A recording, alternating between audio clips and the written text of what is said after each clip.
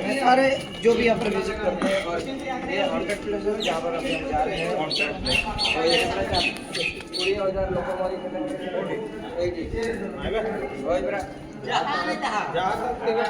अरे कोयला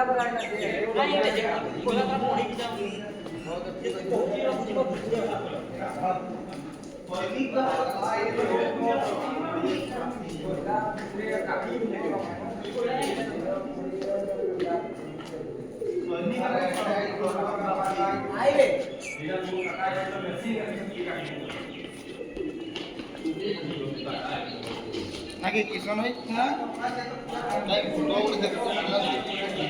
तो गलती नहीं दिखाते हुए नहीं देहरे भीतरी जी साला 200 रुपये लेके गड्ढा दिखाने लाया है।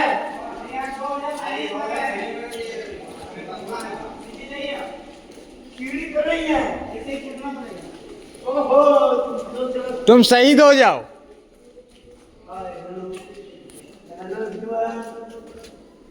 इस साला मेरे साथ 14 आदमी है, मुझे छोड़ो बाकी ले जाओ। मोबाइल बोल के दो रे पड़ले गोला मोबाइल ले ले सब बाइक पड़ले गोला पे हम कुछ करते हैं। हेलो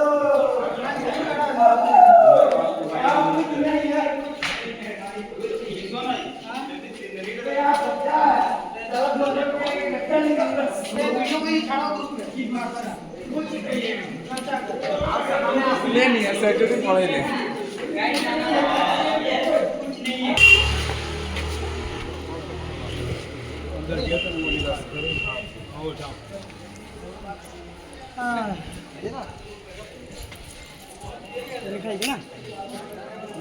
लश्करी भाव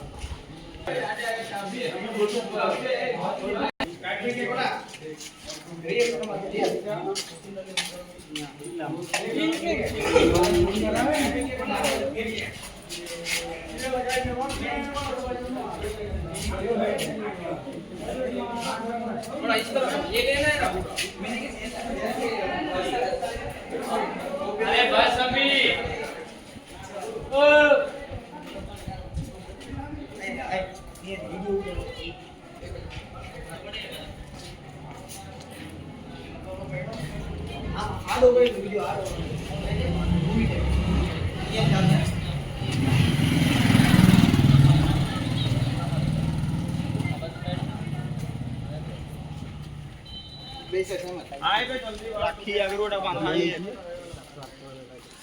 बुझाई तो बोले तने तो गाइड रंग मको भिड़ाई तू ऐसा तो नहीं सुनी जो तोरण गेट है 2020 से पहले का गेट है। ये फ्रंट में था, फ्रंट हाँ, पहले था, अभी वो निकल कर नया बन गया है।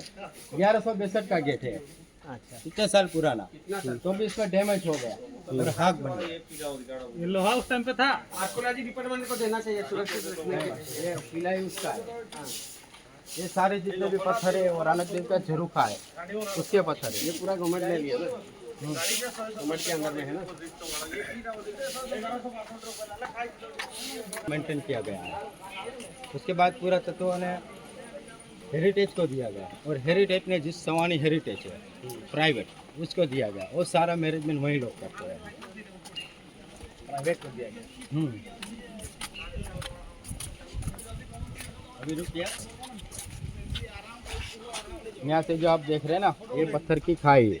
यानी कि उस समय में जब भी किले का नीचे का हिस्सा होता है वहाँ राजाओं महाराजाओं क्या सोच समझ के रखते हैं सेफ्टी के लिए अपनी, इसके लिए पत्थर की खाई बनवाते थे। इसमें क्या होता है? उसमें कुछ नहीं होता है। अगर आपको दरवाजे से आना है, अगर वहाँ वफादार सैनिक रख दिए, कोई सेफ्टी रख दे तो आप आ नहीं सकते हो।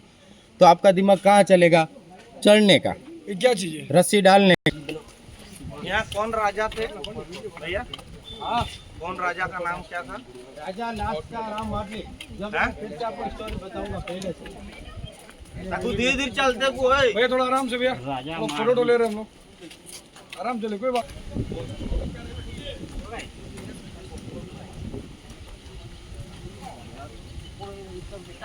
सामान कुछ ये तो बड़ा तेज स्पीड दौड़ू छी पारमु कि बा में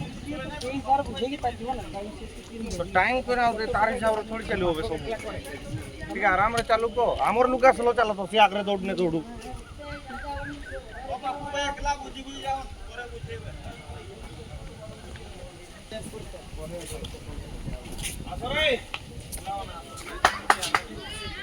ऊपर कोट का मतलब होता है कि जूनागढ़ जो सिटी अभी नीचे है उसके हम लोग 182 फीट की हाइट पे है खड़े हैं। और पहले 530 साल पहले ये सिटी पूरा अंदर था गांव, और अभी आप देख रहे हो ना 6 या 7 लाख की आबादी है वो बाहर है। उसका कारण क्या है वो भी आपको बता 6-7 लाख बोले 60 लाख 6-7 लाख 7 लाख अभी तो टुकड़े हो गए वो ना ज़्यादा बताता, क्योंकि सोमनाथ जिला और पोरबंदर जिला ये दोनों एक था जूनागढ़। गवर्नमेंट ने इसको दो टुकड़े कर बांध दिया उठा देना चलेगा कुछ निकाल दो, हाथ में जेब में रख दो, उसमें क्या है निकाल कर, जब तक आप घूमे तक तब तक। अभी जब मैं आपको बताऊँ बात, अगर मेरा सवाल खत्म हो जाता है आप उसके बाद मुझे रोक के बताओगे तो मुझे मजा आएगा। ठीक है क्योंकि मेरी पीच पूरी टूट जाती है बता नहीं। कोई भी आपको समस्या हो, कोई आपको सवाल करना हो, बिंदास आप पूछिए, और जब मेरी खत्म होने का क्योंकि मेरी पीच टूट जाती है। ठीक है समझ गए ना कि हम लोगों को किताब तो देते नहीं पड़ता, जिस पॉइंट पे हम खड़े रहते हैं उस पॉइंट पे हमारी दिमाग में बैठी होती है, इसीलिए आपको बुरा नहीं लगा ना? नहीं, इसीलिए बता। तो उस समय में जूनागढ़ पूरा गांव इस किले के अंदर ही था और छोटा सा गांव था, और लास्ट इस किले के अंदर तो बहुत राजा हो गए राजपूत, और जो भी राजा आता था उसके राज तिलक होता है तो उसके नाम पे राग लग जाएगा, जिससे रा ढियास, रा रायचंद, रा महिपाल, रा कवाट, रा खिंगार। फिर से उसका भतीजा रा ढियास का बेटा था रा नवगंड था, और उसका बेटा था रा खिंगार, और उसका भतीजा था रा माडली। और उसको एक गंगा जी देवी का हरिद्वार से वचन मिल गया था कि तुम्हारे सर्वस्व में कोई भी आदमी औरत हो या पुरुष हो, उसको कोई भी बीमारी होगी तो वेद की जरूरत नहीं पड़ेगी।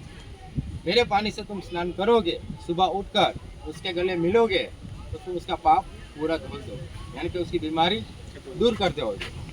तो यहाँ के राजा को बहुत शक्तिशाली मानने लगे और इतना घमंड आना लगा। एक दिन जो भावनगर जिला है उसके बाजू में तड़ाचा गाँव, वहाँ वो नरसिंह मेहता का गाँव था, और सुबह उठते थे और भक्ति करते थे और शाम को सो जाते तो भी भक्ति करके ही, और कभी भी उसने कोई 2 पैसा कमाया न था।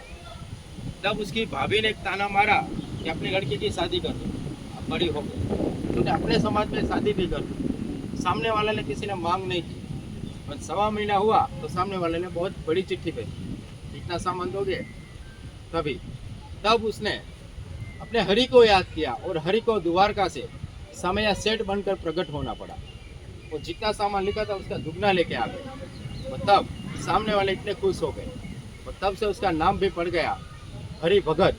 तो हम लोग बोलते हैं नरसिंह मेहता, जिसने कृष्ण भगवान से 52 बार काम करवा लिया। वो क्या राजा थे ना? भगत था वो, पूरे इंडिया में ऐसा उसके जैसा कोई भगत नरसिंह मेहता जैसा हुआ नहीं। उसने साक्षात कृष्ण भगवान के 52 बार काम करवा लेना। और जब उसके बड़े बेटे की शादी भी हुई थी तो उसके समाज के लोग कुछ बाराती वाले थे ही नहीं, तब उसने अपने हरि को भी याद किया कि हरि मेरे बेटे की धूमधाम शादी करनी है और समाज वाले कोई नहीं है, सगे वाले भी कोई नहीं है। तब कृष्ण भगवान ने बोला हम लोग तो है ना। तब उसने इंद्र में चिट्ठी भिजवाई, और इंद्र के सारे तमाम देवता थे वो मनुष्य के रूप में लेकर जानवर बनकर बारात में आ गए थे। भगवान खुद शादी में आए मनुष्य बनकर, और उसकी बेटी की शादी भी करवाई। तब नरसिंह मेहता की एक बात समझ में आ गई कि जीवन में जीने के लिए 2 पैसा कमाना जरूरी है, यहाँ के किसी के हाथ फैलाने की जरूरत ना पड़े। वो नरसिंह मेहता इस गांव पे आ गए यहाँ, और यहाँ के राजा टैक्स लेता था। अगर आप पूरी 4 धाम की यात्रा करके आ जाओ तो आपको गिरनार में जाना होगा, पर गिरनार से पहले आपको वहाँ टैक्स देना पड़ेगा, और आपको पवित्र होना पड़ेगा, दामोदर कुंड में स्नान करना पड़ेगा, उसके बाद ही आप गिरनार की यात्रा कर सकते हो, तब तक नहीं। और ये ठहरा था भगत, उसके पास तो कोई पैसा था ही नहीं, वो मुफ्त में स्नान करता था और वहीं भजन कीर्तन करता था। तो सारा दाम टैक्स देने से ज़्यादा पैसा भगत के आसपास लेना। ये बात राजा को बात पता ही मंत्री ने, तो राजा ने इस महल के अंदर कैद कर दिया।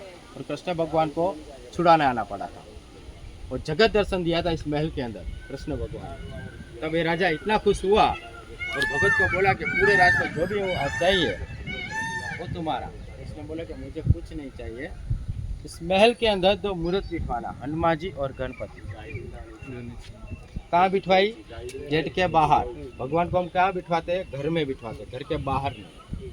तो उसने कोई श्राप नहीं दिया। अपन 11 दिन के बाद चाणक्य की कुल देवी आती है, ये राजा को पता नहीं था। एक रस्म होती है यहाँ पे, तो राजा का तिलक करती है बेटी, तो राजा को उसको बेन मानना पड़ेगा। और यहाँ के राजा ने क्या किया, पत्नी स्वीकारी उसने, और उसकी नागबाई ने श्राप दे दिया कि जिस महल में मेरी बेटी ने पैर रखा है वो यहाँ की बेटी बनकर आई है, बहू बनकर नहीं आई है। अब मेरे बात सुन राजा, कि जहाँ तेरा महल है वो एक दिन तोड़कर मस्जिद बन जाएगा, और जहाँ तेरा गांव रहेगा और तेरे नाम की जो सैनाई बत्ती होगी, शंख बजता होगा, उसके जगह यहाँ मजार बजेगी और पूरा जंगल और कब्रिस्तान बन जाएगा, और तू कटोरा लेके गाँव गाँव भीख मांगे। ये बात राजा को श्राप लगा, तो राजा ने उस बात पे कोई ध्यान दिया नहीं था। सेम उसी तरह जो वडोदरा का राजा था फतेह सिंह, जिसने कालका देवी का साड़ी का पल्लू खींचा था, उसको भी श्राप मिला। ये बात अहमदाबाद के बाजू में मेमदाबाद गाँव था, वहाँ का मुस्लिम बादशाह था मेहमद शाह। उसने 24 घंटे में 2 गढ़ पे चढ़ाई कर दी और 2 गढ़ जीत लिए उसने, जूनागढ़ और पावागढ़। और दोनों गढ़ जीतने के बाद यहाँ के जो दीव के किले में उस समय में ओटोगत युद्ध करने आए थे और हार गए थे 2 तोप, जिसका नाम है नीलम और माणिक। ये 1470 में इराक में हार गए थे, और हारने के बाद यहाँ के नवाब को बढ़ावा देने के लिए भेंट में दी, और नवाब का नाम रखा गया मोहम्मद बेगड़ा। और यहाँ के नवाब ने यहाँ युद्ध तो किया, पर हजारों शहीद हो गए थे, तो सबको दफनाया, तो क्या हुआ, कब्रिस्तान। और उसने महल को तोड़कर 4 मीनार लगा दिया, तो हो गया मस्जिद, और नमाज पढ़ने लगे। उसके बाद पूरा सिटी कन्वर्ट हो गया, उसमें नवाब एक के बाद राज करने लगे। जो मोहम्मद गजनी आया, जिसने सौराष्ट्र को 17 बार लूटा था, और सोमनाथ को हर बार तोड़ता था, तो चढ़ावा ले जाता था। उसके बाद बहादुर खान जो नवाब आया, उसने कोई धर्म का परिवर्तन नहीं किया था, उसने बाद पूरा विकास कर दिया। और उसके बाद आया मोहम्मद खान, जो कुत्ते का शौकीन था, हर एक प्रजाति कुत्ते को पालता था वो। और उस समय में उसने अलग अलग कुत्ते की जाति पर नाम भी रखा था, और साल में एक बार शादी भी करवाता था, और उसलिए 2 करोड़ इन्वेस्ट करेगा। और जब उसकी कोई डेट हो जाएगी कुत्ते की, तो उसको आज के डेट में पोरबंदर की बाजू में कुतियाना गाँव है, वहाँ उसका कब्रिस्तान है।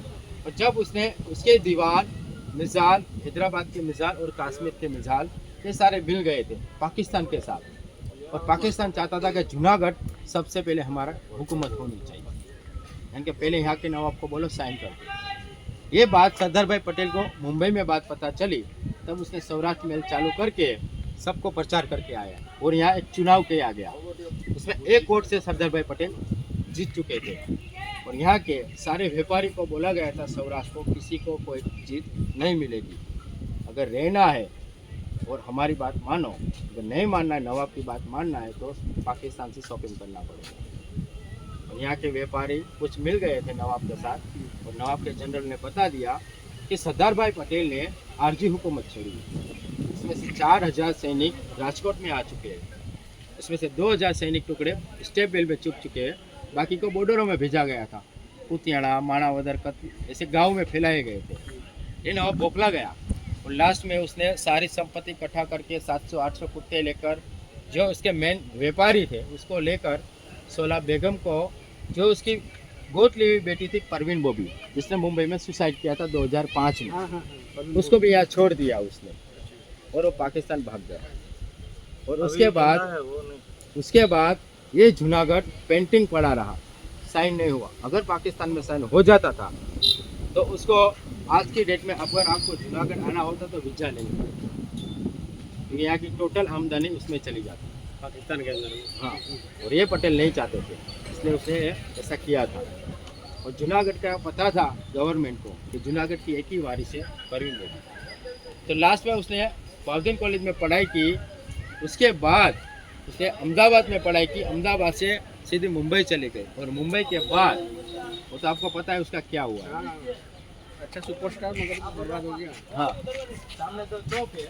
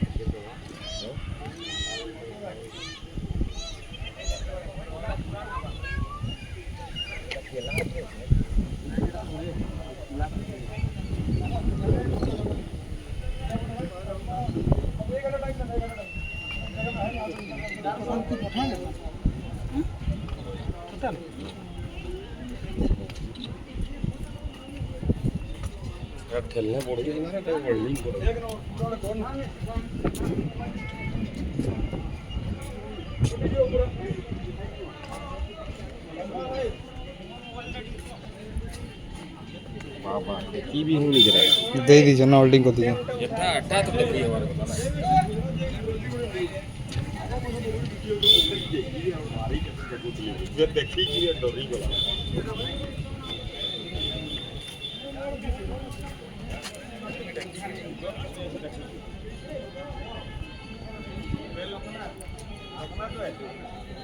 कैंची दाम